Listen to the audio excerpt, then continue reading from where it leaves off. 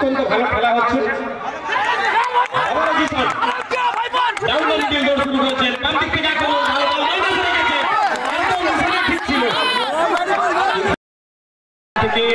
অনিবার্য একটা গোল আসতে পারত।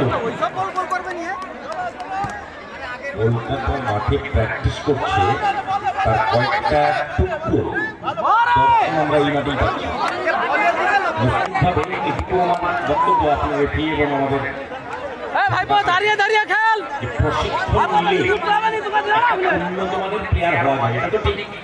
অবশ্যই অবশ্যই দাদা, প্রশিক্ষণ যে নিচ্ছে তার নমুনা কিন্তু ঝলক কিন্তু আমরা মাঠে পাচ্ছি।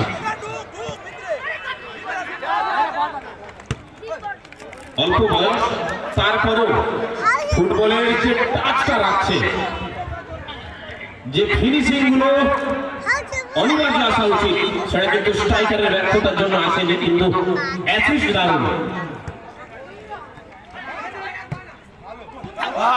আবারও ভালো জায়গায় বল ছিল, সুযোগ রয়েছে।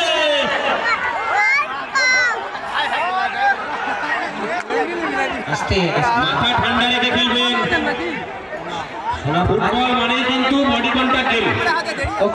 এটা ইনডোর গেম নয় যে বসে বসে খেলা হবে, কারোর সঙ্গে কারোর বডি কন্টাক্ট হবে না, একদম ঠান্ডা। আমরা ফুটবল হবে, ফিনিশিং ফুটবল হবে, কোথাও বডি কন্টাক্ট থাকবে, কিন্তু সেটা অবৈধ হলে তার জন্য রেফারি আছেন, তিনি সিদ্ধান্ত নেবেন। প্লেয়াররা কিন্তু কখনোই মাথা গরম করবেন না, ঠান্ডা মাথায় খেলতে হবে। অত্যন্ত ভালো খেলা হচ্ছে।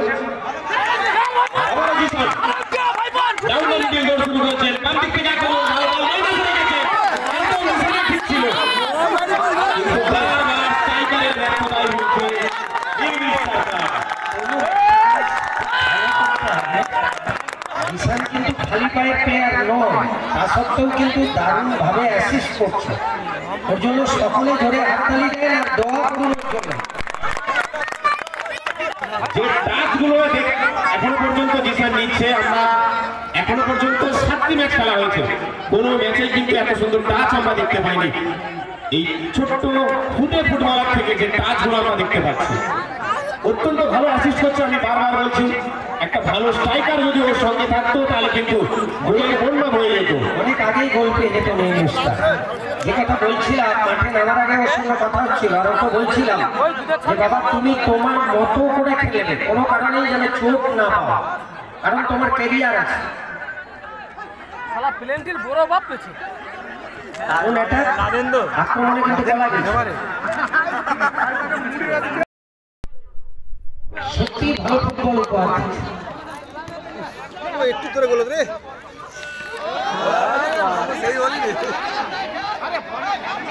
অবশ্যই